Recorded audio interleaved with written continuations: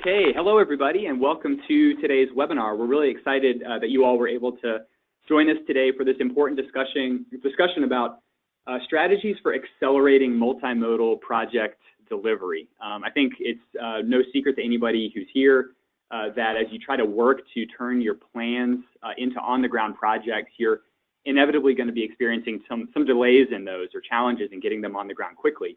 And we have spent a lot of time with our project team and support from FHWA, really learning more about what those challenges are in developing and documenting strategies for how we can help move projects more quickly, especially multimodal projects. So we're all, our panel is all here to talk with you all about that today.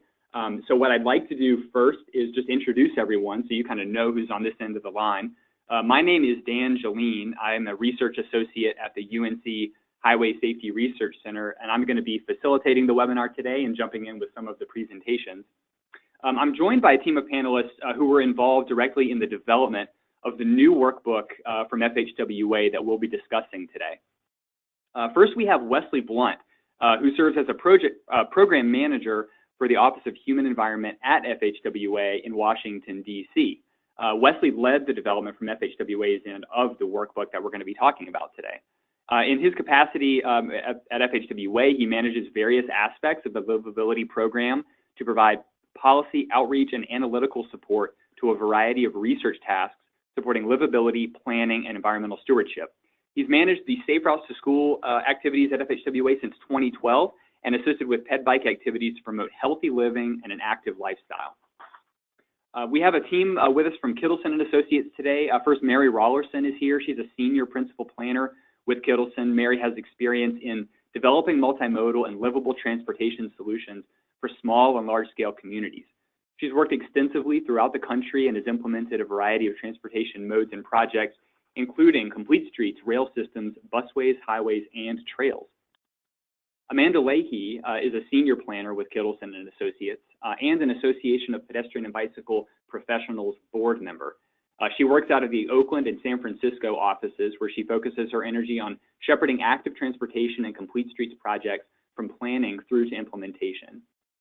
Connor Semler is with us as well. He's an associate planner with Kittleson & Associates based in Boston and also serves as a board member for the Association of Pedestrian and Bicycle Professionals. He works to leverage transportation design to create livable and healthy communities. Connor's research experience is focused on improving the design and evaluation of pedestrian and bicycle facilities in the United States. Mark Stout is an independent transportation consultant based in Southeast Pennsylvania. Most of his professional career was spent at the New Jersey Department of Transportation, where he held a variety of positions in transportation policy and capital programming, including his final position as Assistant Commissioner for Planning. For the past 10 years, he's had his own consulting practice, taking on diverse policy planning and programming projects for state DOTs, federal agencies, MPOs, local governments, and nonprofits. He has a PhD from the London School of Economics and maintains a smart transportation blog on his website. And finally, I'd like to introduce Juana Leahu-Awash, who is an associate within the Sustainable Transportation Practice at Cadmus and served as the project lead for this particular effort. She provides project management and technical support for transportation projects, including for FHWA. She's led the development of materials, workshops, and peer exchanges that promote and advance clean transportation strategies. And I wanted to turn it over now to Awana to just say a word of welcome and any other words to kick things off here today. Thanks, Dan. So this is Juana, and I want to thank everyone for joining today. I know we got a lot of interest for today's webinar, so we're excited to present the results of our workbook that our team members have worked with FHWA to develop, and a lot of feedback from stakeholders at various levels, at various agencies has gone into this workbook, and so they might also be on the line as well today, but I wanted to give thanks to them for building up the content that we'll be discussing today. So with that, I'll pass it on. Yeah, thank you very much, Juana. I have just a few pieces of sort of housekeeping items to go through right at the beginning here, so hopefully I won't take up too much time. I just want to let you know, if you're new to PBIC webinars, welcome. We're in a position here where you as attendees do not have access to speak on the webinar, but you do have the ability throughout to send in comments and questions to us through the questions pod in your GoToWebinar platform. So we would gladly accept any of those questions and comments at any point during the webinar. We are holding about 25 minutes at the very end to respond to those questions and get some facilitated discussion going with our panelists today. So send those in at any time. I'll respond to as many as I can, and then we'll save that discussion period for the end. We are archiving this webinar on the website. You can follow it, pedbikeinfo.org/webinars. Find this webinar there. At that location, what we're going to be doing, we've already posted a PDF copy of the slide presentations, a link to the workbook we're talking about today. We will be posting a recording to this webinar there as well. So if you miss anything, if you want to refer back to anything, you'll be able to find it all on our website. I expect that we'll get the recording up by tomorrow morning, if not sooner. You're going to get an email from us later today that'll have a few things. It'll have a link to this archive page for one, and then it will also have a link where you can generate your own certificate of attendance for the webinar. So if you are attending the webinar with multiple people at your site today, it's just important to note that you want to pass that link around to the others as well so that everybody can generate their own certificate of attendance today. I want to mention also that we've submitted this webinar for consideration for 1.5 CM credits under the American Institute of Certified Planners, or APA. So if you're a planner and you're used to claiming those credits, please follow their event calendar to the right page and claim those credits there. You can keep up to date on all these various PBIC webinars that we have going on by visiting pedbikeinfo.org/webinars. You can follow us on social media. You can sign up for our mailing list. These are all really good ways to stay up to date on what we have going on. I have actually, before we get into our first presentation, a quick couple of polls to ask everyone. The first is to ask you all if you can weigh in on how many people are attending from your site today. We're kind of curious to know how many people are out there, whether it's just you at your computer, whether you've got a small team with you, a larger group, maybe even. So take a moment. I won't keep this up very long. I just want to get a more accurate read on how many people are out there today, and then we'll move on. I will say we've got a few poll questions sprinkled throughout the presentation, so keep an eye out for those. We'll ask you to weigh in on various questions at different points throughout the webinar, and you can provide some input to us and help kind of contribute to the discussion. While you're voting and finishing up with that poll, I just want to mention that we are going to be dropping some links into the chat pod, so keep an eye on that as well, some helpful things that we'll be talking about throughout the webinar that pertain to the material we're discussing today. So be on the lookout for those messages that come across. I'm going to go ahead and close this poll. Thank you all very much for casting the vote. We have another very important poll to take before we get into the first presentation. We are interested, as you all know, today is a very special day, so we're interested in knowing about how many of you are dressed up in a costume today. This is sort of our first practice poll question that we'll get into some more serious things along the way. But it gives me an opportunity to tell you that in the handouts pod in the GoToWebinar platform, you have access to 2 handouts. So one of those is a PDF copy of the webinar slides that we mentioned are available today. Please download those if you want to refer back to anything we discussed. The other is the FHWA Accelerating Multimodal Project Delivery Workbook that just came out. This just came out today, and so we want to make sure you have a copy of it. You can download it there. You can also find it on our website. So I'm going to close the poll, and I'll tell our team that unfortunately, it looks like about 75% of people are not wearing costumes today. I assure you, even though you can't see us, that we're all dressed up, so you can kind of get that visual going as we move through the material today. I don't know if Wesley is wearing a costume, but I'll turn it over to Wesley now. He's going to talk a lot about, from FHWA's perspective, the various things they're working on and how to connect that with this particular workbook we've just released. So Wesley, go ahead and take it from here whenever you're ready. Well, thank you, Dan. And I really like the second poll question. And unfortunately, I don't have my costume today, but I'm here. Well, let me just say good afternoon to everyone. My name is Wesley Blunt, and I'm from the Office of Human Environment at Federal Highway. And I'd like to take this opportunity to welcome you to Strategies for Accelerating Multimodal Project Delivery webinar, where we have been waiting this webinar for a couple of months, and it is our hope that it will have an impact on your current transportation practices as it relates to project delivery. I would also like to first thank the various Federal Highway offices that collaborated in making this review a success. I'd like to also thank representatives from CADMIS, UNC Highway Safety Research Center, Kittleson and Associates for assisting in the development of this guidebook, which will highlight proven techniques that agencies are using to get high quality results in terms of project delivery, in addition to addressing some common issues, barriers, and some accomplishments in the project delivery process, and you will hear more about this a little bit later. Next. First and foremost, I would like to point out how accelerated project delivery closely relates to our Federal Highway Fiscal Year 2019-2022 Strategic Plan. These priorities include safety, infrastructure, which is tied to accelerated project delivery, innovation, and accountability through performance measures. In terms of safety, our goal is to reduce transportation-related fatalities and serious injury across the transportation system. As we focus on infrastructure, we want to ensure mobility and accessibility stimulate economic growth, productivity, and competitiveness for American workers and businesses. We also want to lead in the development of the deployment of innovative practices and technologies that improve the safety and performance of the nation's transportation system through innovation. Lastly, we want to serve the nation with reduced regulatory burden and greater efficiency, effectiveness, and accountability through performance measures.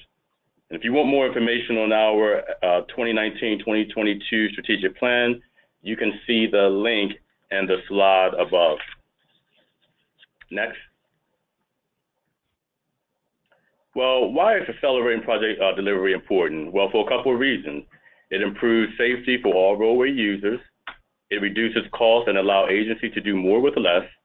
It leverages other investments, and examples that could be a shared path on a bridge, which can reduce motor vehicle congestion on the bridge over time. Next.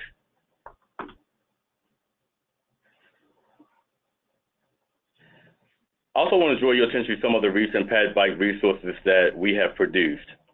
In August of 2013, Federal Highway issued a memorandum to support a flexible approach toward pad bike design, allowing divisions and states to consider several guides and not be restricted to AASHTO guides.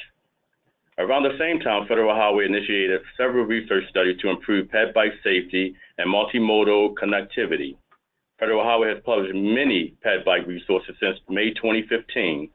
There are key themes that extend across all these resources, which include improving safety, building on existing national design guidelines, connected pad bike networks, design flexibility. We also have plan work, which is a decision guide that streamlines the transportation process by building in collaboration. And the next one that we'll be adding here very soon will be the strategies for accelerating multimodal project delivery, which will be up very soon. All of these resources have information that can help deliver projects more effectively. And most of them have information useful in the project development process. Next. Our most recent resource directly supports the planning of connected bicycle and pedestrian network. Our guidebook for measuring multimodal network connectivity focuses on measuring pedestrian and bicycle network connectivity and incorporating connectivity analysis into transportation planning process. Connectivity measures can help transportation practitioners to identify high-priority network gaps, implement cost-effective solutions that address multimodal needs, optimize potential co-benefits, and measure the long-term impact of strategic pedestrian and bicycle investment on goals such as improving safety, system efficiency, network performance, and access to key destinations. Next. Our Human Environmental Digest is a web-based publication produced bi-monthly and provides the relevant information on transportation as a relationship to human environment. Additionally, we publish a Fostering Multimodal Connectivity newsletter quarterly. The newsletter is intended to provide transportation professionals with real-world examples of ways that multimodal transportation investment promote economics and revitalization, provide access to jobs, and achieve safer communities through support of accelerated project delivery, technology, and design innovation, and public-private partnerships. This newsletter communicates Federal Highway and partners' efforts to support of the USDOT strategic plan by improving connectivity, accessibility, safety, and convenience for all users. We also would like to hear your success. and progress as you focus on various transportation projects. And please contact me if you'd like to showcase a project, and we will certainly, and we can discuss, anything that you want to include as far as, introducing case studies, or you have a project that you want to feature in one of our newsletters. We'll be happy to do that, and you can contact myself for that. Next. Finally, we have produced a number of resources that can play a role in the transportation process. For more information on federal highway programs that support community, please visit our program websites, and we have a list of them here that can give you some valuable information on some of the things that we're doing and how you can incorporate that into your transportation planning process. That's all I have right now, and Dan, I'm going to turn it over to you. Thank you so much, Wesley. I appreciate that. I think this clearly fits in, this workbook fits into a lot of what you are working on at FHWA. I'm putting out all these useful resources. This is an opportunity for me to ask my first poll of the audience, the first real one, I will say, that has to do with some of the subject matter that we're talking about. And I want to ask you all to tell us, of the options that I'm showing you on the screen, which of these organizations best represents who you work for? We know that there are a lot of different groups on this list, and unfortunately we had to limit it to 5 choices. But I'm interested and kind of curious to know what's the representation in the audience today? Where are you coming from? And I think one thing we learned, and we'll talk about soon, is that the challenges in project delivery that we uncovered may be different for different audiences. And what we want to talk to you a little bit about today is maybe finding some of the strategies that we laid out that are maybe most relevant to the work that you're doing. So let me just leave this open for a couple more seconds. Go ahead and pick the option that best represents you, and then I'm going to turn this around so everybody can see the results, and I'll kind of read through them here. Okay, I'm going to close it now. Thanks for voting, everybody, and I'm sharing the results now. Hopefully you all can see that. Basically, it looks like about a third, 30% of our attendees today representing local agencies, either city or county planning, public works, engineering, working at that local level. 25% are with state departments of transportation, state DOTs. 23% from other organizations. So you're sending in some of those ideas of who you represent now. Please let us know in the chat pod if that's you.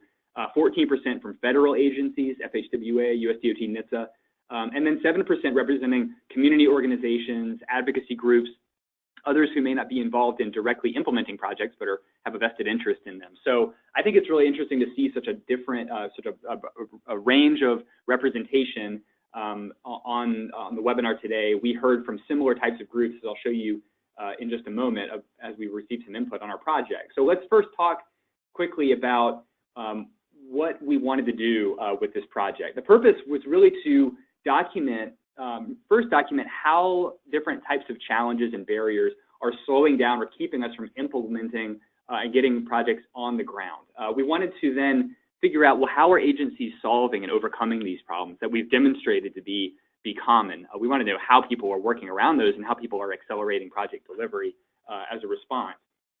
The third goal was really to help agencies learn from other agencies. I think everything that we've captured in our workbook today is not the result of brand new research or something that we created. These are things that you all are actually doing, and it was our job to learn about those projects and those strategies and then share them with a broader group. So a big part of this is really that peer exchange, getting you all connected with one another to share stories and ideas.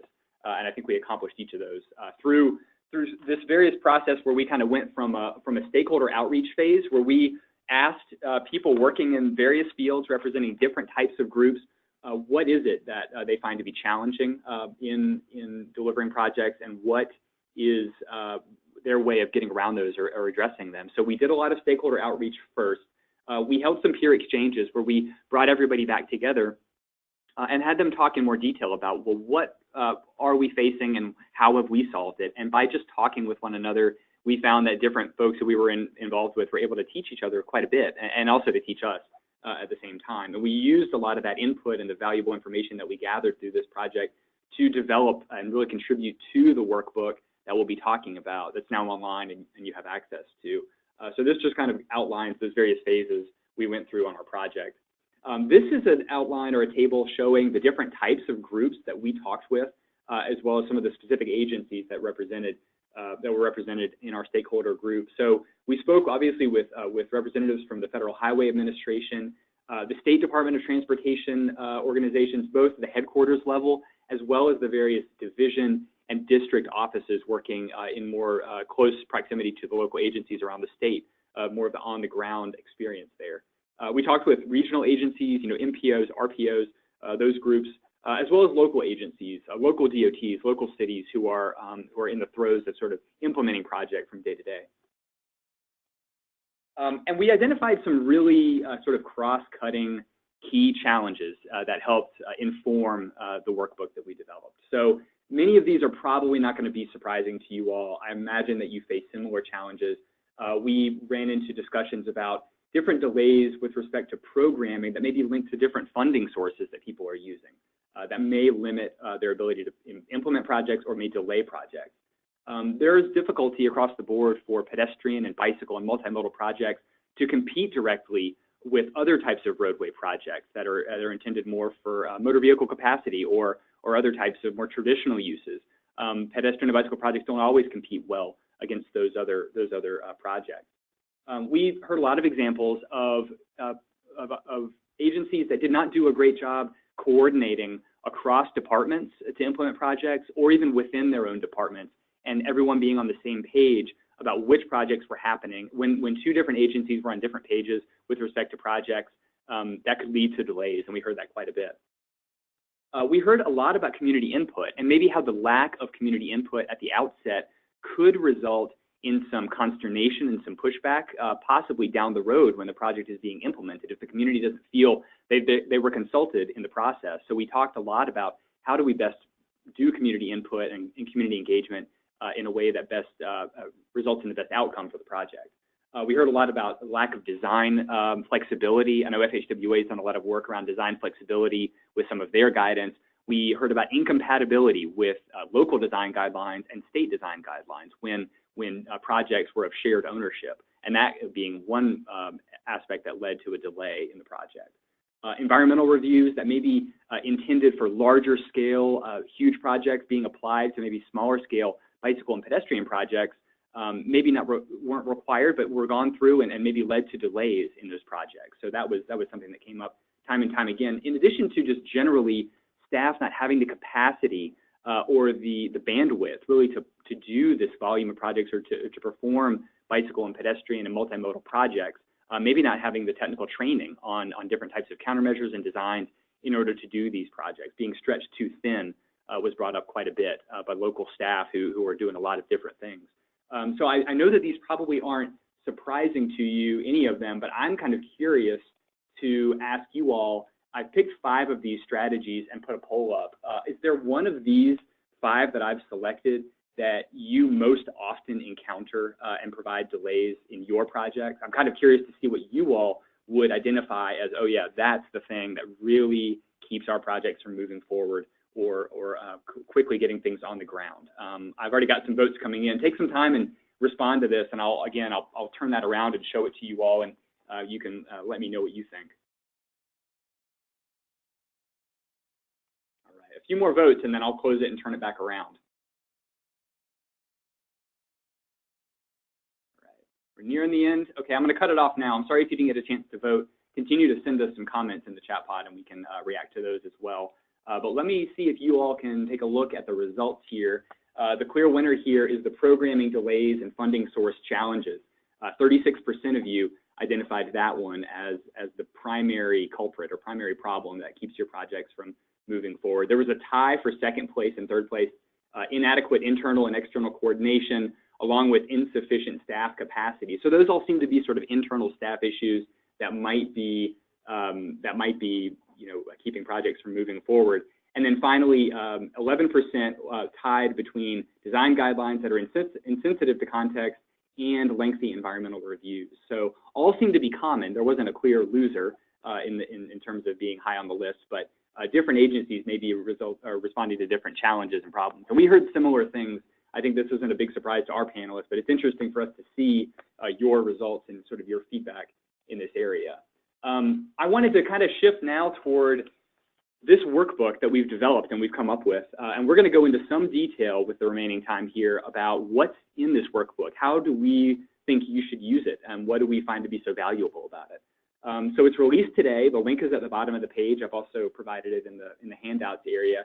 But what we've done is identified, based on things we've learned from agencies around the country, 13 different strategies for how we can accelerate multimodal project delivery across multiple different phases of project development. We tried to link these strategies to these documented challenges that we came up with, and also identify some real kind of case study on the ground examples, real world examples for you to refer to within each strategy, along with some further reading, resources, and policy level documents for each strategy. And I realized that my slide was hidden until now, so I'm going to sit here just another moment and let you all take this in. We've got sort of the cover of the workbook that you'll be able to access on the right, link at the bottom. But what we've tried to do is lay out these various strategies that we think will help you kind of move your projects along. There are 13 of them in total, and I'm showing them now. Don't worry about writing all these down. We're going to go through each one in detail.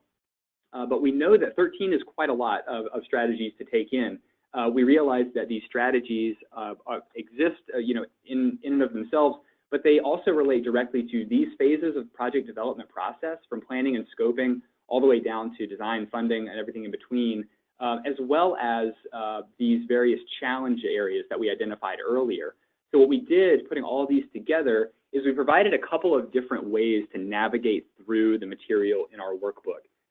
The guides that you can find in the workbook right at the front, Guide 1 on the left shows you how we identified different strategies that are related to each of these 4 phases of project development. So if you're in design and you really want to focus on design strategies, we pulled those out for you and collapsed them in that way. This is the way that we're going to kind of move through the material today, is in order of phases of project development. We also, on the right, tried to reorder the strategies in a way that links them directly to the challenges that were identified. So if you were one of the people who picked that programming delays and funding source challenges are of primary concern to you, we've tried to identify those strategies that are most relevant for that challenge and can get you past that challenge area. So this is sort of a map, if you will, of the workbook, what we've included, and how we can help you maybe access the information if you don't really care to read through it from page 1 to the end. This is a way to kind of navigate all of it. And Mary, I'll bring you in here too, because you did a lot of work, you and your team at Kittleson, figuring out all the various components of the strategies and laying them out. And I wanted to see if you could talk through with us some of these various components, things that everyone's going to find when they open up the workbook for each strategy. Great, thanks, Dan. Can everyone hear me? Dan, can you hear me? I'm having some audio trouble. Okay, great. So just to kind of orient you to what you're going to see, again, there'll be a similar layout for each of the 13 strategies. So the first thing we're going to do is start with a strategy overview, which just gives a quick synopsis of that strategy. And then we also talk through what are Dan mentioned and walked through kind of the key challenges or constraints that this strategy is intended to overcome. So you can use the guide that Dan just talked about. Say you're stuck at a particular point, whether it's a programming delay or something like that. You can go there, and that will tell you which strategy to go to. And this is also in reverse. It tells you which challenge each strategy will help you tackle. The third part of it is really the applicability and transferability. Some of these strategies have widespread applicability, and some are more limited. So we tried to help folks understand how easy it is to use the strategy across the board in different states and also across different types of agencies. And then within each of the strategies, we talk about examples and case studies. And these are intended to just be, quick snapshots of real projects that have used the strategy to overcome some of these challenges. And that's kind of the layout for each of the first 2 pages of each of the 13 strategies. Next slide, Dan. Also, this is intended to be a snapshot, but as Wesley talked about, and you saw all the resources that FHWA has put together, there's a tremendous amount of resources and federal policies that help us inform how we can better deliver multimodal projects. And so we've got a section in the back, section 5, that really tackles lists all the federal policies and resources. It's up to date as of today, but there's great things coming hot off the press every day. So this is the starter list, at least as it is today. And then the next thing is for each of the strategies, we identify what are key resources specific to each strategy, and that's also in the back of the workbook. So you can go there and find out more information. This workbook was intended to be a very concise, sort of hands-on, pointing folks to how some folks have tackled certain strategies or certain challenges with certain strategies, and then these resources are really intended for you to get more in-depth detail about them. Definitely. No, that's great. Thank you, Mary, for that. And it's time for us to really just start diving into the strategies that are in the workbook. And so, as I mentioned, we've divided these up into various phases of project development. There are 4 phases across the top, and then there are some strategies that are really applicable across each phase of project development. And we have a different panelist with us today, a different team member who's going to talk through each phase of project development. I mentioned to you earlier that we're dressed up in costume, and if you can visualize, we're actually all dressed up as the phase of project development that we're prepared to talk about. So we'll let your imaginations kind of think about that as we go through the material. And what we're going to do is start with Amanda Leahy, who's going to talk with us about planning and project scoping. So Amanda, whenever you're ready, go ahead and take it from here. All right, thanks, Dan. For those of you out there, apparently planning and project scoping is an incredible. I am dressed up in costume today. And I'm here to talk about this phase of project development. The planning and project scoping phase is critical to ensuring that a standalone multimodal project or projects with multimodal elements make it through subsequent phases of development and delivery with the multimodal elements intact. Through our stakeholder discussions, we learned about strategies for developing project prioritization methods that help multimodal projects compete on the same playing field with other highway projects. We also heard from agencies that have success funding multimodal projects when they're able to bundle smaller projects or project elements into larger packages. By grouping these listings at the outset, the project can move through project development phases as one larger project instead of many smaller ones. And we also heard about the importance of identifying multimodal needs at the onset of project development and performing meaningful public involvement early in the planning phase and prior to the conclusion of the preferred alternative during the NEPA phase. In the next 5 minutes or so, I'll provide an overview of each of the 4 strategies that are shown on this slide and the challenges they're intended to help overcome. I'll also share a couple of case studies related to the development of prioritization methods for multimodal projects. Next slide. Identifying multimodal needs early in the project development process enables the incorporation of project elements to address those needs. Identifying these needs early during planning and project scoping can eliminate the need to look at new alternatives or project elements during later phases of project development, and as a result, the time needed to deliver a project can be reduced. This strategy also allows potential design solutions to be more comprehensively evaluated as they are developed and can help uncover right-of-way acquisition needs earlier in the project development process. The topic of right-of-way acquisition came up quite a few times in our conversations and was often identified as a major barrier to implementing multimodal projects. The workbook acknowledges that innovations are needed to accelerate purchasing right-of-way for multimodal projects. And if you have an experience or best practice to share on right-of-way acquisitions, we highly encourage you to do so. This was a topic that we had not as many approaches to tackle as we would have liked. So we are eager to hear your solutions. Next slide.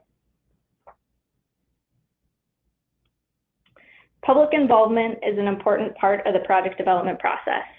Taking time to gather meaningful input early on can result in higher quality projects that meet less resistance during and after implementation. Conducting inadequate public engagement can put multimodal elements of projects at risk.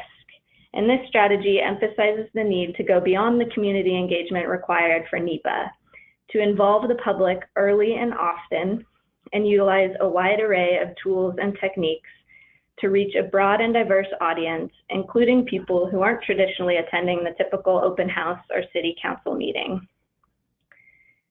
Tools and techniques identified through our discussions include virtual meetings, pop-up events, virtual reality and use of graphics and renderings, reaching the community where they are, using online and interactive maps, providing translation and interpretation services, holding walking and biking tours.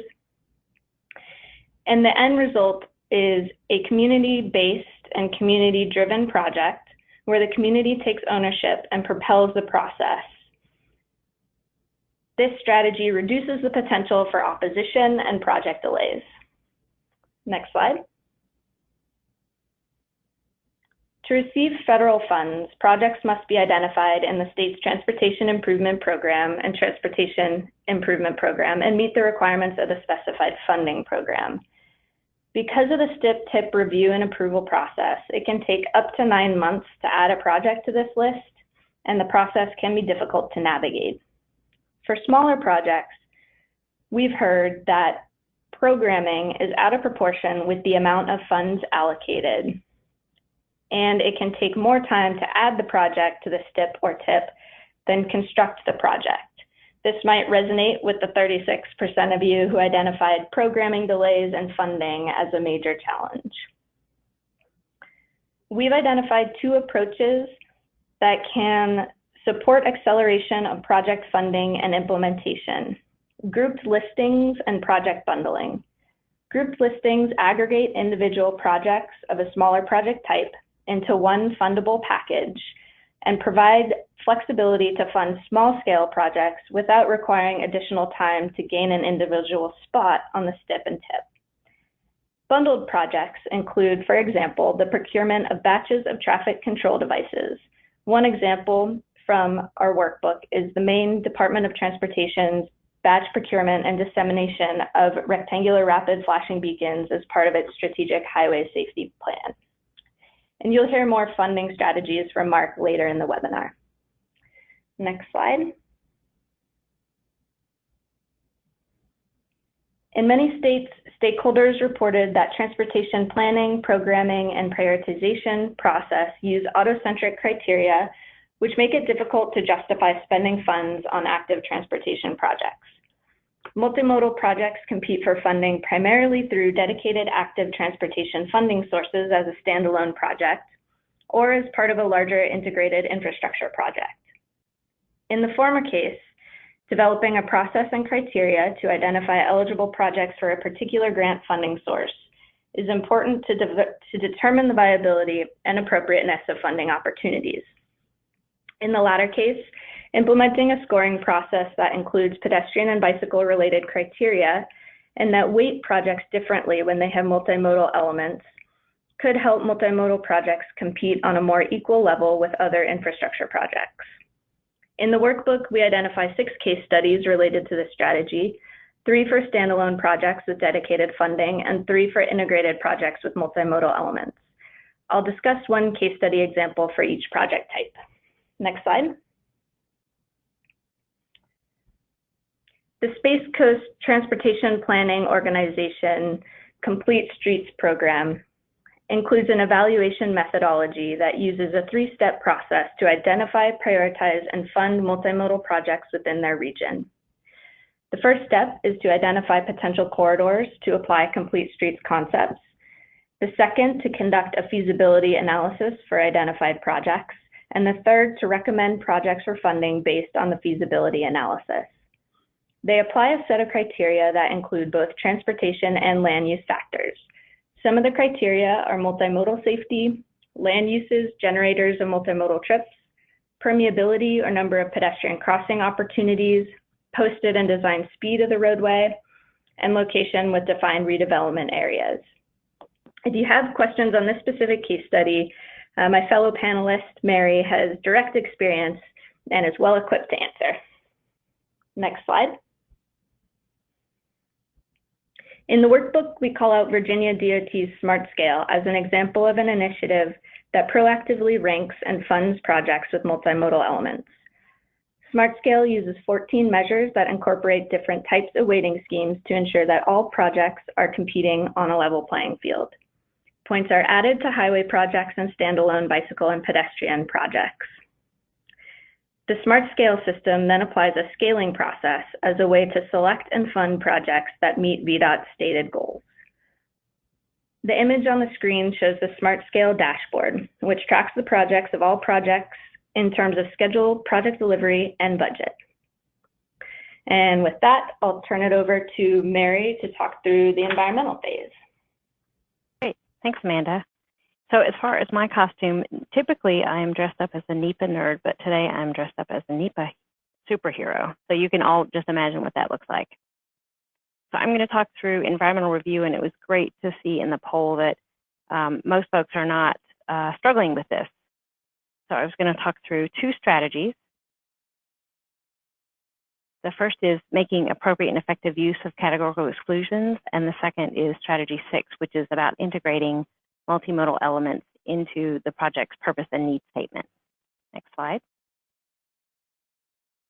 So the first is probably well known by most folks, but projects that require approvals or funding from federal agencies are subject to the National Environmental Policy Act, also known as NEPA. It was envisioned when that was enacted in 1969 that there should not be a one-size-fits-all approach to that. There are actually 3 levels of what are called class of action, so 3 levels of review and level of effort that go into NEPA to meeting the intent of NEPA. And the good news is that most bicycle and pedestrian projects may be processed as categorical exclusions under NEPA, which is the simplest form. Oftentimes it's in the form of a checklist or a much more simplified approach that also has simplified approval and timelines that go with it. What we found as in talking to some of our stakeholders is that where there is this flexibility provided by FHWA and under NEPA, it's not often exercised. So we're looking for great examples of that. A lot of times it's felt that there are unusual circumstances that don't allow categorical exclusion to be utilized. And I would say that through our experience, we would encourage you to look at are there things that you really can do that don't have unusual circumstances. The types of projects that can use a categorical exclusion is construction of bicycle and pedestrian lanes, paths, trails, and facilities. And that's a whole lot of the multimodal solutions that we're trying to put in place out there today. Also, projects that are within the existing operational right-of-way, those are easier to identify. And projects that receive less than $5 million in federal funds. So we fully encourage folks to look at the flexibility that is allowed under NEPA. Another part of the strategy is that some state DOTs have gone through the process and implemented a programmatic agreement with FHWA so that they can actually make the NEPA determination for CEs on behalf of FHWA. Through both of these efforts, it's a great way to avoid lengthy environmental reviews. Next slide. Strategy number 6 is integrating multimodal elements in the project's purpose and needs statement. And this is one that's quite important, particularly if your multimodal elements are part of a larger capital project or a larger project. Identifying the needs of all of the users in the roadway or in the public space is important to ensure that you can keep those elements into your project and as it moves through the project development process, not just through the NEPA phase. Needs are really important, and they're the basis for developing project alternatives. And if we do this and we identify the needs from the perspective of all the users, that will inform the range of alternatives that we look at in our NEPA document. It'll look at the scope of the environmental reviews. It will inform the public engagement strategies because we need to engage all of those users. And it will also help us to identify the types and level of funding that we may need. There may be certain types of funding that is required in order to put these multimodal elements in place as the project moves forward.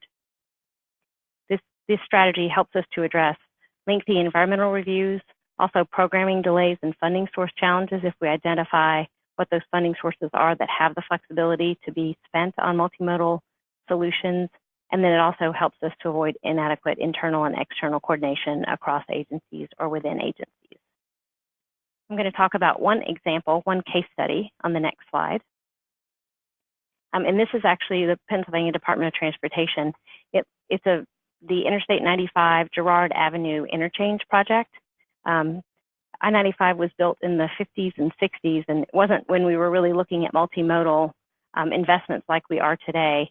Although we were looking at transit, and there's actually a Girard Avenue trolley that runs adjacent to and underneath I-95 today. It was through understanding what the community impacts are, we could make sure that we identified what the needs were for all of the users. These included needing to have pedestrian facilities that were substandard if they were even in place today. Roadway and pedestrian lighting was inadequate, and this was also true adjacent to I-95 and also underneath I-95.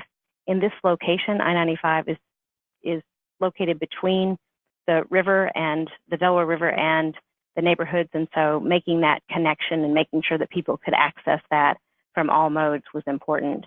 There was also conflicts with the Girard Avenue trolley and the operations that the transit agency was trying to put in place there. Through identifying these needs early in the project, we were able to integrate the solutions for these as part of the project from the get-go, so it wasn't an add-on later in the project that becomes very costly or can upset a project schedule. Things that were alternatives that were included and actually indeed built was multimodal access parallel to and underneath I-95, and you'll see that in the image, the visualization that is on this slide. They also relocated Delaware Avenue and Richmond Street and put lower design speeds on those so that the interaction between automobile traffic, trolley traffic, and bikes and peds was more even and made it safer. Widened sidewalks and connections to the new trail system that runs along I-95, and also worked with SEPTA to understand how to reconstruct the Girard Avenue trolley. So it took a project that was really just a single-use highway throughput for automobiles and really made it accessible and made it work for all modes. And the reason it was able to keep those elements in was because they were specifically identified in the project's purpose and need statement. And now I'll turn it over to Connor to talk about design issues. Thanks, Mary. This is Connor Semler, and as you mentioned, I'm going to talk about a couple of the design strategies that we've identified. And my costume today is a green bike lane.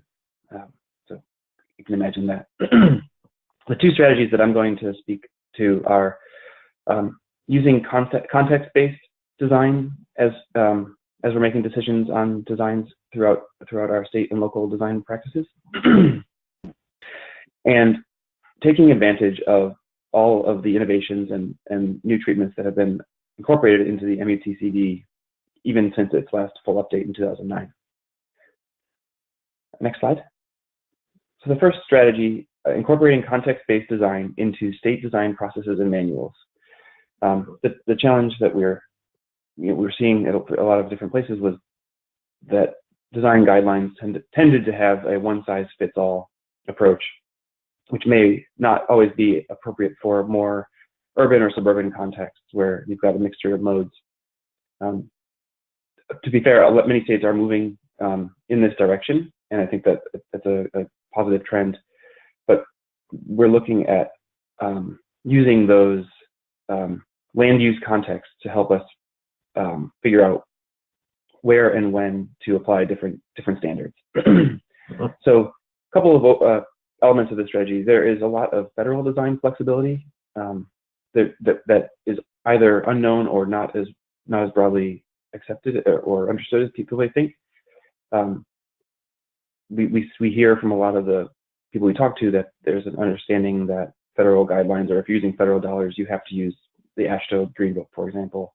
As Wesley identified up front and throughout this presentation, FHWA is moving aggressively toward identifying context-based designs that fit with the needs of and character of our roadways.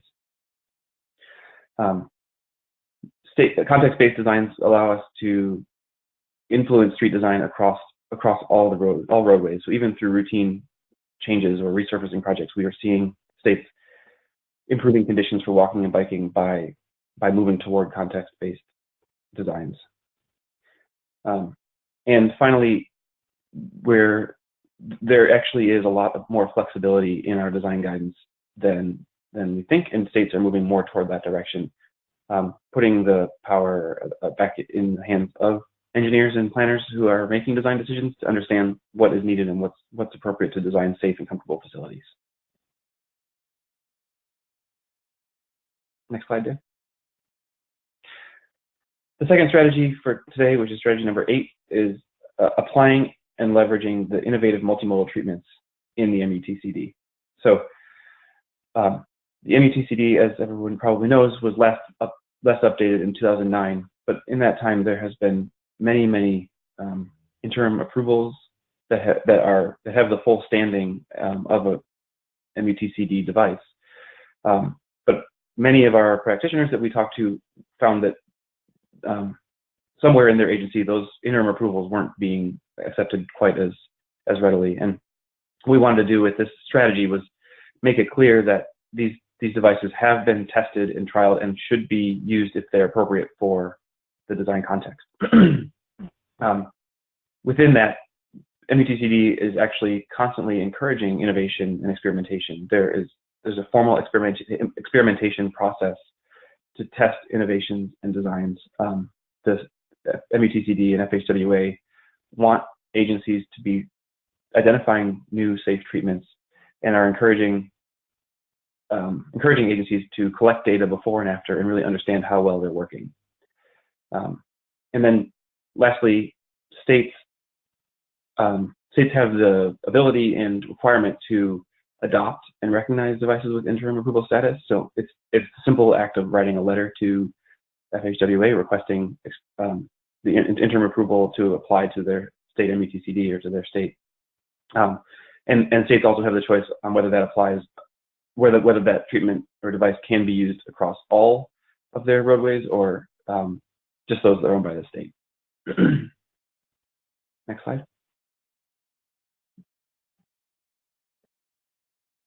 For one example that I like to talk about when talking about design flexibility comes from Maryland. And back in 2012, I think, Maryland identified these bicycle pedestrian priority areas, which are areas of the state that they know would be likely to have a higher number of bicycle and pedestrian trips. So the map on the right is an illustration of what they're calling short trip opportunity areas. And this map doesn't look at bicycle pedestrian counts. Rather, it looks at the land use characteristics that are likely to contribute to demand for walking and biking.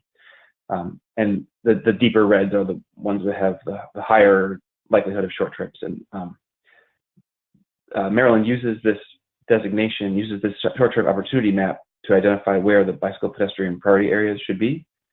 And then within those areas, they are allowed to have some more flexibility to identify additional context-based decision-making on their state design guidelines.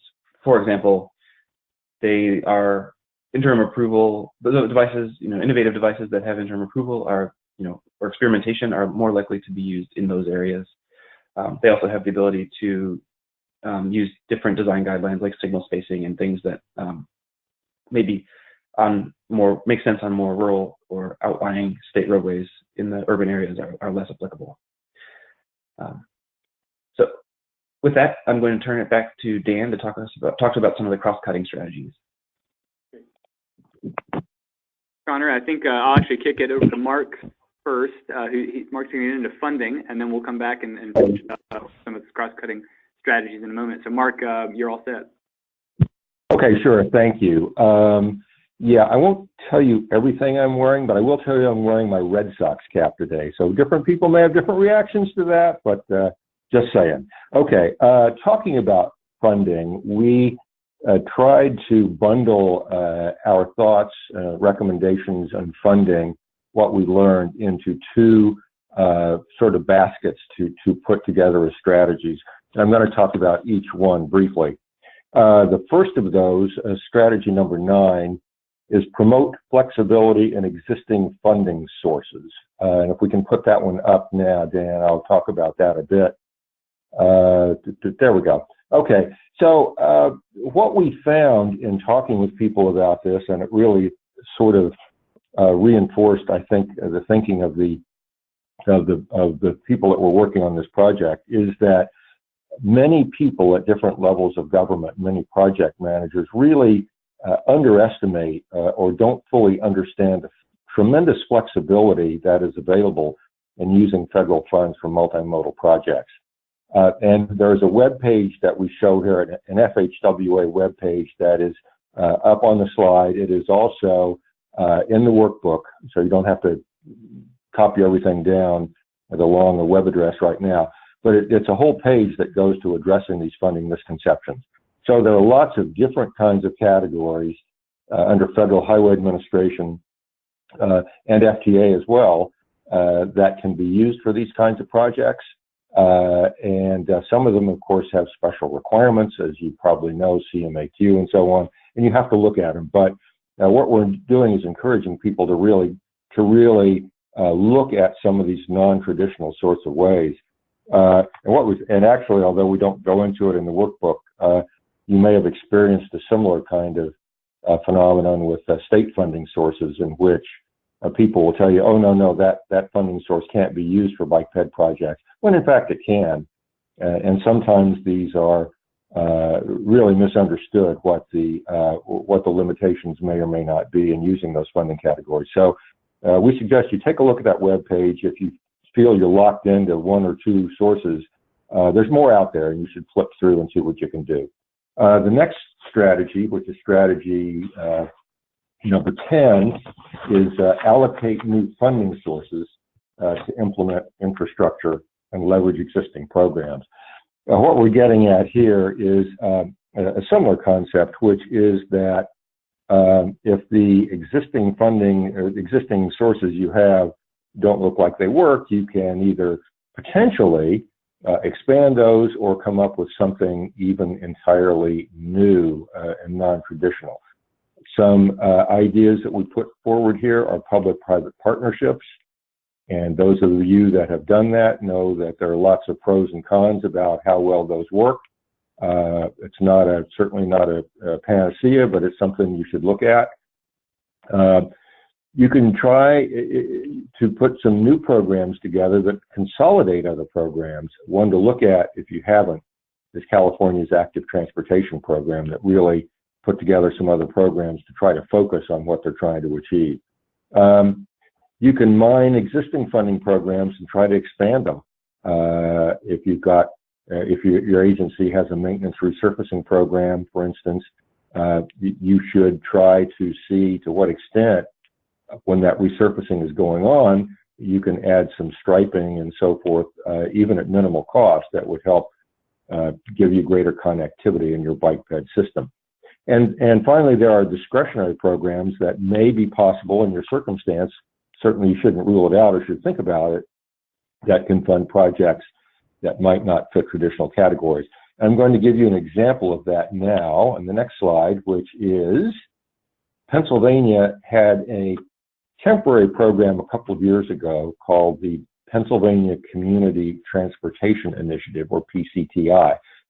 This is a program that was set up by the PennDOT secretary using some discretionary funds, and the secretary at the time wanted to encourage local project sponsors to expand their vision of what they could do, and to involve a sort of a land use and transportation kind of vision, and to encourage more innovative projects. They did it in a couple of rounds. The first one, the larger one, was in 2009, and they ended up funding 50 projects for about $59 million. And most of these projects had some bike ped component. Many of them were sort of streetscaping or a small town or borough kinds of circulation patterns that had some definite benefit to them. Related programs that are in existence now, for instance, if you want to look at one, the Greater Philadelphia MPO called DVRPC has a long-standing program called the Transportation and Community Development Initiative that funds primarily the planning and project development phase of work, but they do a lot of bike ped and innovative urban redevelopment sorts of programs, and you should take a look at that. And another one, frankly, to give you a flavor that we didn't mention, but is the program formerly known as Tiger, which has changed its name, but fortunately it still has similar stripes, even with a different name, and can be used for innovative projects. So you may find a place in your agency, particularly if the agency CEO is interested in doing something new and different, potentially doing a little designer program that can have, for even a small amount of money, some significant impact. So with that, I'm going to turn it back to Dan, who is now going to talk about some strategies that extend across multiple phases of work. Dan? Thank you very much, Mark. Letting you all know, everyone's talked about their costume. I'm actually dressed up head to toe in camouflage today because some of these strategies that are applicable across all phases of project development, since they don't have one certain home, they tend to maybe blend into the background and they get missed a lot. And these are not easy things for people to do, but they're also almost always missed opportunities, I'd say. So I'm going to talk about a few different things that we see as applying to each of the phases of project development, starting with communicating the benefits of multimodal projects and really selling them and improving the data that we use to monitor and track and document their benefits. Talk about increasing staff capacity and technical knowledge and the abilities of those who are probably on this webinar to really do the work you need to do. And then probably the final one, providing some special sort of technical assistance and extra lending hand and support to rural communities, small towns that have maybe more limited budgets and staff to do these projects. So I want to talk first about sort of communicating the benefits of multimodal projects. I think we're all in positions where different audiences and different maybe decision makers and people in different positions may be inclined to nix the multimodal elements of projects very quickly if they don't see the benefit to them or they don't understand maybe the range of benefits that can come along with multimodal projects. And I think a big part of that is the fact that we don't always document the outcomes and the impacts of our projects very well. We don't often look at documenting for each project we do, what is the safety outcome? Was it successful? And can I share that success back with the people making decisions and really communicating that in a way that helps justify further investment in those types of projects. So we can think about things like documenting safety outcomes, maybe using tools like the Safe Streets Evaluation Handbook from San Francisco MTA that we all really like. Talk about how these projects can result in access to jobs, healthcare, and other services, that they have economic impact and being able to measure those clear numbers and outcomes. And finally, the environmental benefits of promoting more active transportation as well. So kind of documenting those outcomes, collecting data we need to do that, and then making those cases is really important. Increasing staff capacity and knowledge. I don't think it's any surprise to anyone in the webinar that we are, as pedestrian and bicycle staff, maybe stretched a bit thin across a lot of different tasks and projects. We heard from a lot of cities that are especially pursuing Vision Zero work and doing a lot of work, a lot more projects, and the volume has gone up. But if your staff can't increase in size or in capacity and get more resources to do that work, it's not going to really see to the project. So our recommendation here is to really keep staff both equipped with the resources they need and the time that they need to focus on these projects and get them done, as well as the technical knowledge and training to stay up to date with all the various things we're learning in research and the new guidance and development that's coming out. We need to continuously be training up on staff and our staff who are doing these projects to help them perform better and more multimodal projects. Example I'd like to share from that is a really solid program out in California where they have the statewide Active Transportation Resource Center set up to do just this, to really help equip local community members and local stakeholders and practitioners with the technical knowledge and the expertise they need to do their jobs. And so they teach and lead a lot of different types of training. They perform technical services for the communities in the state. It's a really good example, I think, of what a state can do to better assist and help all of its local agencies with multimodal project delivery and development. So just one that we point to in the workbook and one I'd encourage you to check out. Finally, technical assistance to small and rural communities. All the things that I just shared, I think are true even more so for rural communities where the staff are maybe more limited and they wear more hats. They're responsible for more things, and it's becoming even more apparent through work on the Small Town and Rural Multimodal Networks guidebook that there is a great opportunity for doing more bicycle, pedestrian, and multimodal projects in rural settings.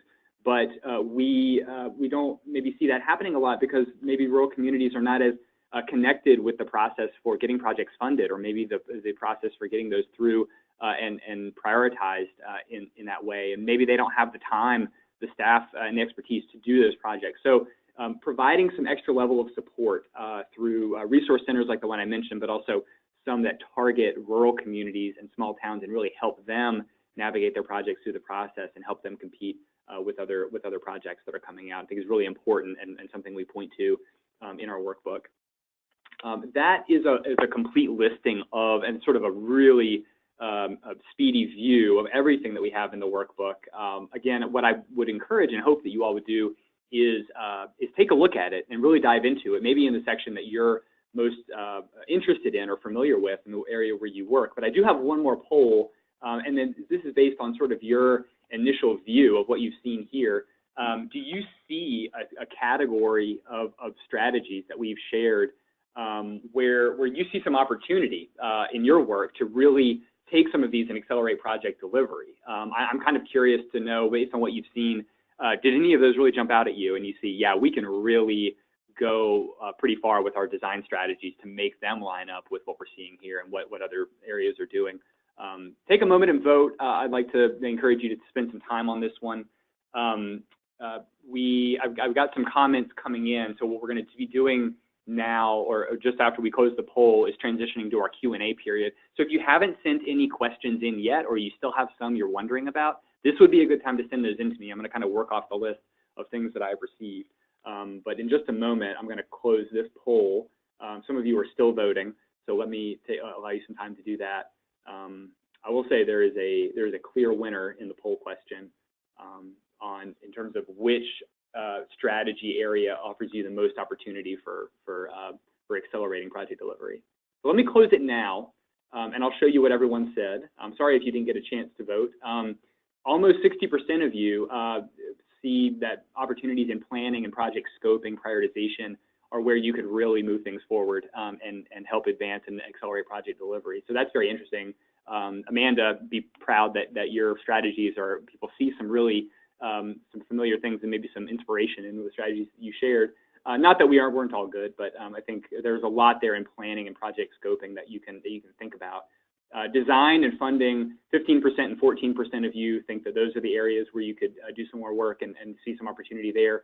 10% in environmental review, and then there are some others that I'm getting now in the chat pod that I'll roll through. One of them is contracting out some of the design work and helping maybe ease the burden on your staff for getting that out, and maybe getting some contractors to help do that work for you, so that you're not responsible for all of that in-house. Possibly is how I'm reading that comment. So that's really interesting. It's others accelerating the STIP program and the way the project is written in the STIP is what someone else said. So I think they're all really good ideas out there. But what I'll do now is hide our poll. We're going to get into some Q&A. What I've put on the screen here, and for our remaining time, we have time to talk with our panelists. I've included our contact information. So if you'd like to reach out to us, I'd encourage you to do that. We have a general email address there. We've got a lot of our contacts that worked on this workbook and put our brains together on it. But what I wanted to ask first, and this is maybe getting to Mary. I can't remember if it was you or Amanda that covered it, but it's this idea about coordinating across and within departments. Someone's asking about what is the best way to connect various governmental agencies together to accomplish a project. Kind of wondering, we've got a lot of different moving parts what's the best way to get everyone on the same page and a strategy to coordinate better if we're not doing that already? I wonder if you all have thoughts about some initial steps you might recommend. I certainly have some ideas, and Amanda probably does as well. I could start, and then she could chime in. So one of the things that is used fairly effectively is some type of working group. It could be a project advisory group, whatever that is, but making sure that you're engaging different agencies and making sure you're engaging the right folks within those agencies is pretty important. And one thing that we've done successfully is develop an action plan. Very few of these projects can be done just by one agency alone, and so it takes several agencies to be achieving different things in order for projects to be most successful. And so developing an action plan and getting buy-in on that action plan as a project moves forward is one way that we've certainly done that. Amanda, did you have anything else you wanted to add? I think those are two really good points. In terms of the action plan, I think being specific about roles and responsibilities and specific contact people within each department, the interdepartmental working group, I think is the most effective strategy. I don't have many more to add to those. Yeah, this is Dan. I actually learned about one. It's not in our workbook. Unfortunately, I learned about it very recently at the NACTO conference just a few weeks ago, but there's a really interesting effort in I think it's in Grand Rapids, Michigan. They have something called their design team that is basically a representative from various departments and groups that are working on different types of development, transportation, as well as just other kinds of projects that meet regularly. I believe it's once a month, if I'm not wrong.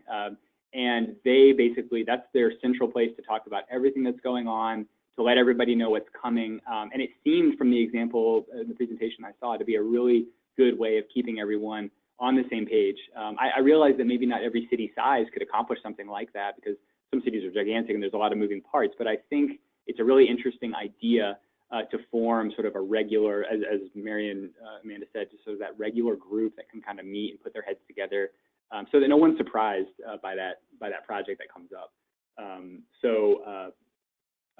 then I'm seeing in the chat pod, Mark, I don't know if you have another example, maybe a New Jersey implementation team of maybe in a similar vein. I'm sorry, can you? New Jersey's okay, very good. There's a knowledgeable person with New Jersey trivia. Yeah, we had, when I was with the state government in New Jersey, we established an interagency group called the I-Team, short for implementation. And that particular group was a product or a spinoff of the state planning effort.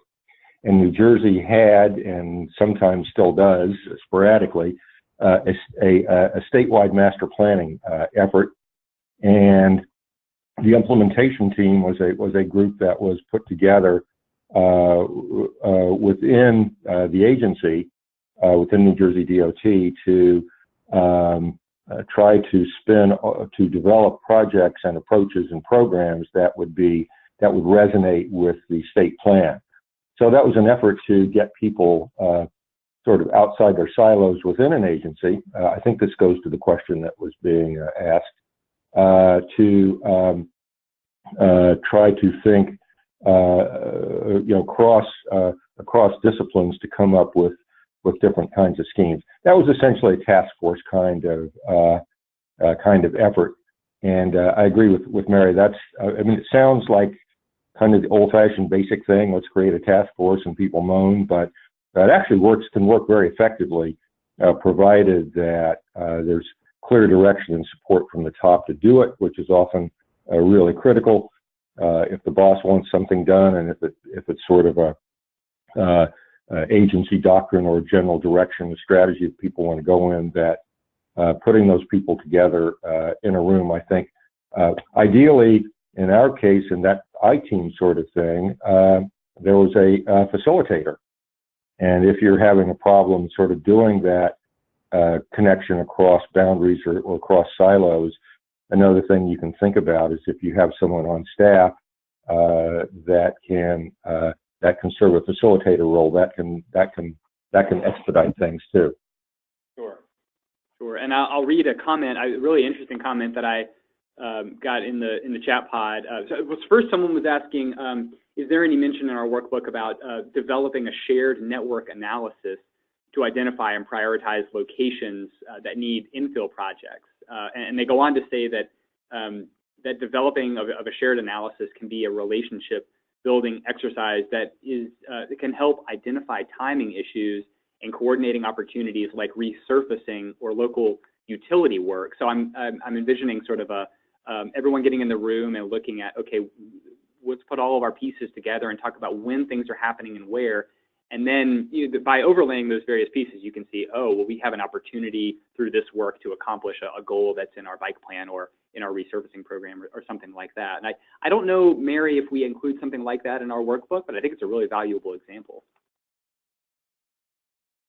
I don't know we included one specifically, but that is a good example, and there are great examples of that within different agencies, both cities and transportation agencies that are that map and prioritize their projects and make that information available to all the other units within that organization so that you can piggyback on things.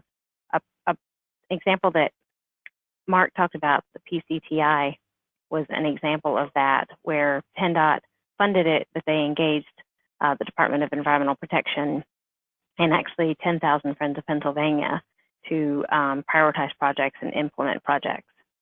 So that's another good example. There's a lot of interest in the community engagement topic, and I received two different comments that I wanted to share with you all, and then maybe see if you have any reaction to these. But one person's weighing in and saying that based on their prior experience working with nonprofit organizations, community associations, and other community groups, the process of really getting engaged with those groups to promote sort of the local push for the project and reflect the genuine desire for that project from the community is really important for the sort of longevity of these. We got another comment though that says, these multimodal projects can take longer to develop from beginning to end. And what are strategies that a community or a city could use to sustain that community engagement and consensus throughout that process? Because it may be a long time from that initial meeting to when they actually see the project on the ground. I guess one problem we're trying to solve with the accelerating of the delivery of projects. But Amanda, I know you talked about community engagement. Do you have strategies or tips for keeping the community engaged along the process when it can be a very long process sometimes? Yeah, I think that planning fatigue is a very real challenge, especially when we're talking about projects that can last a year or two. So I do think that the idea of having a community champion is a good one, so that as the project team, they're not always the ones pushing the agenda. I think it's also helpful if you can have a project website that's updated regularly. If there are materials that clearly show the schedule and the touch points, so people know what to expect.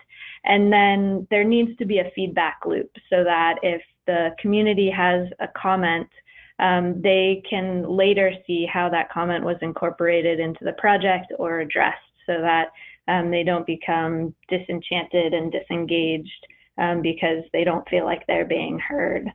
I think there's a lot we can do with the technology that we have, and also by again leveraging community champions. Yeah, well, and I think it's interesting because there's this idea that public engagement and community engagement is maybe seen as something that delays the project, like, oh no, we have to spend time doing public input process. But I think we show, and what we heard in all of our conversations and in the workbook, is that actually by not doing high quality engagement, you may find delays down the road, things that pop up that you didn't anticipate. And so being proactive and more inclusive with your engagement is really a good way to accelerate this project. I thought that was very interesting, something we learned and took away from the project. I had a question actually for Connor on the design side of things. There you talked a little bit about the interim approval process and the MUTCD. There was someone who wrote in from a state DOT that anytime that there's a statewide approval for a device with an interim approval, that the DOT in that state is actually required to maintain a list of the installations that result from that interim approval. And basically, the point was that it can get challenging to maintain that list when a lot of different local agencies just start using it without notifying that DOT. And I'm kind of curious to know from your perspective what some strategies might be on this issue to maybe help bypass that problem. Yeah, thanks, Dan. That's a really interesting question, and I think it's interesting that we didn't come across this challenge when talking to folks. So I'm wondering. It might be interesting to hear from folks in the audience how they deal with tracking and reporting the list of installations of a device with interim approval status. But my suspicion is that it's maybe not super robust, and that there's if the state can't keep track of where the installations are, I'm guessing the feds also can't. But I think the big picture answer to that would be that challenge isn't a good reason to prevent a jurisdiction from using an approved traffic control device that has been tested and has a potential benefit for safety or comfort. And maybe identifying ways to work with your locals and maybe through your district offices to help ensure that locals are just putting in a letter or doing a very minimal effort to track and log anytime they install a device. Mm-hmm. Yeah, and a few more comments that came in after that. One that I wanted to mention, it was a very good comment that everyone should be aware of, is a lot of these conversations about FHWA policies and MUTCD with what's happening in state and local agencies. The FHWA division office contacts within each state can be really valuable resources in this area. So just a word of encouragement to reach out to those individuals and may help you navigate some of this. But this is one area also where maybe some clarification we can, by reaching out to some of the MUTCD team members, we could get some information about and clarify this question and maybe figure out what some strategies might be to help maintain that full listing and alleviate that. Because I agree that if you're trying to keep track of every installation of a certain treatment in a state, that could be quite challenging, I'm sure. So definitely something to keep an eye on.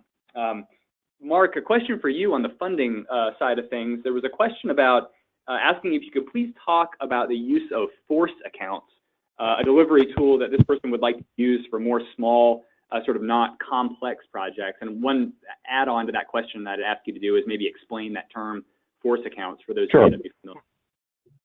Sure. Force account is a term that's used, I don't know how widely it's used, but certainly it's used by many state DOTs and maybe other levels of government.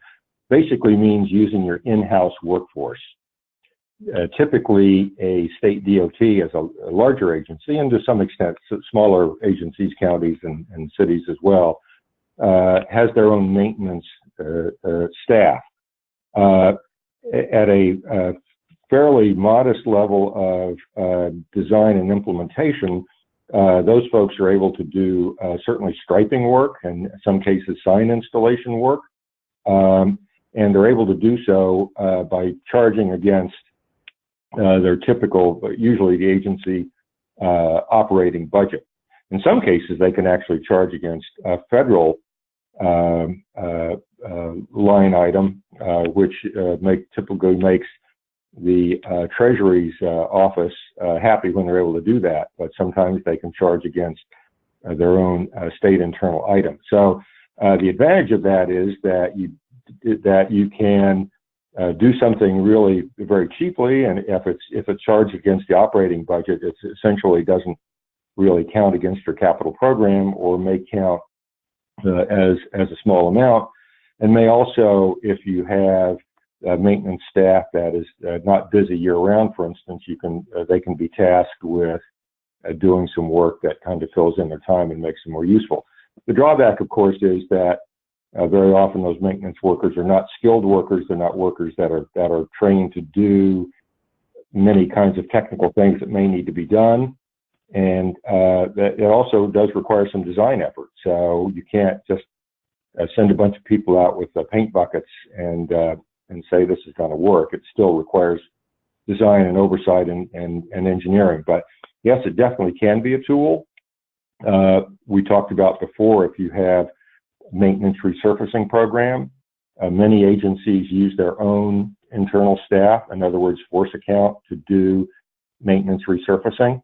At that time, if you have a resurfacing team or group of people that do that, they may well be trained or can be trained to do some striping upgrades or restriping that can be beneficial to pedestrian and bicycle work. So yeah, that is an option. That's typically would be at a lower level of work, as I say, mainly striping, maybe sign installation, but it's definitely a tool in the toolbox that if you have a in-house staff that is capable of doing that sort of work, they can definitely be very helpful. Great. No, thank you for that, Mark. I think that's useful to clarify that term and help people understand it who aren't familiar. The last one I wanted to bring up is certainly a challenge I've heard about before, and I wonder how our team will respond or react to this one. Getting back to when Mary was talking about right-of-way acquisition, or Amanda was talking about right-of-way acquisition, I think, someone commented that the political problem for them is not necessarily purchasing right-of-way, but it is a political problem to remove parking of vehicles from the existing transportation right-of-way, from people who have this assumption that parking in front of their homes is something that they're entitled to, and it's kind of always been there. So this whole idea of removing parking for bike lanes, say, or protected bike lanes, and this person says, please address the strategies that can help solve this critical blockade to building protected bikeways. And I don't know that we came across this issue specifically, although I know I've heard about it, and I wonder if our team has tips about approaching that discussion, the removal of parking for a bicycle facility. Yeah, this is Amanda, and I can chime in quickly on this one. So I come across this a lot. I think it's a common experience. People really value space for stationary vehicles over moving people safely. I think that we do have a strategy in the workbook that addresses this. The one I'd point you to is the communicating the benefits of multimodal projects. And from that strategy, I think it's possible to build a case with data about the value of reallocating parking space to bike lanes or widened sidewalks, other multimodal elements. But it is a very sensitive topic in many communities, and it is a real challenge. So I bet Connor and Mary might have faced this as well. So let's see if they have something else to add.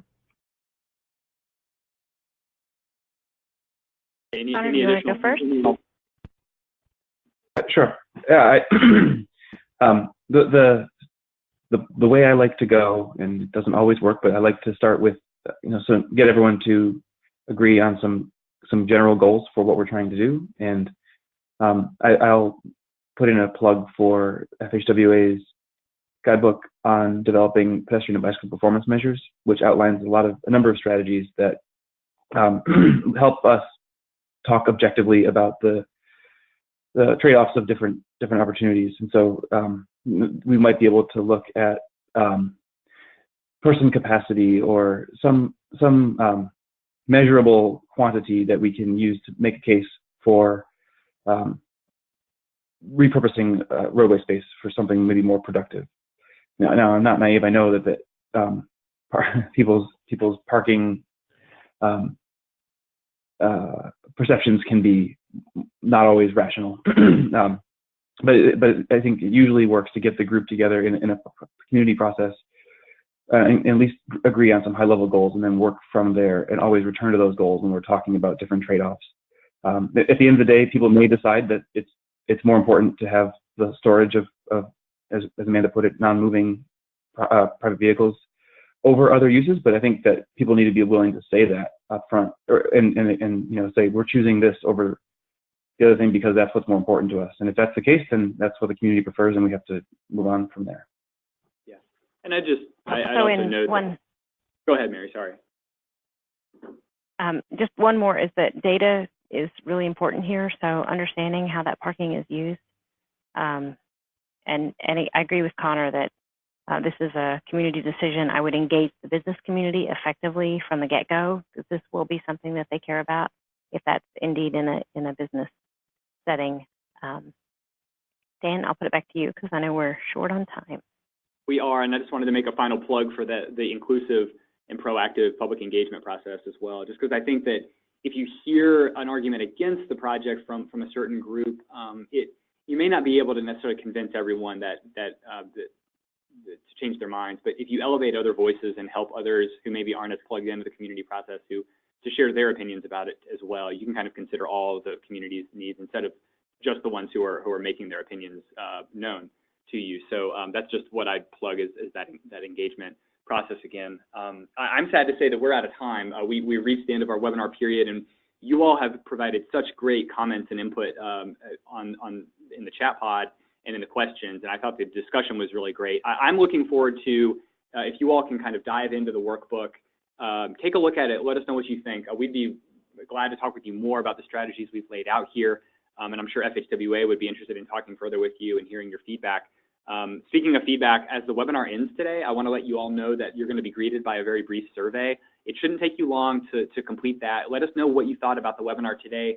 Leave some comments for us, and let us know maybe about other topics that you'd like us to dive into. I've got a running list based on some of the things you all brought up today that I think would make good webinar topics in the future. So just let us know how you'd like us to continue this conversation. And I just want to thank again our entire project team for all their work, the leadership from FHWA and Wesley and others there, and all the input from our stakeholders for the workbook.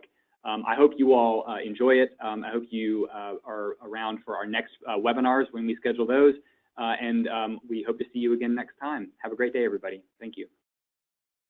Thank you. Thank you.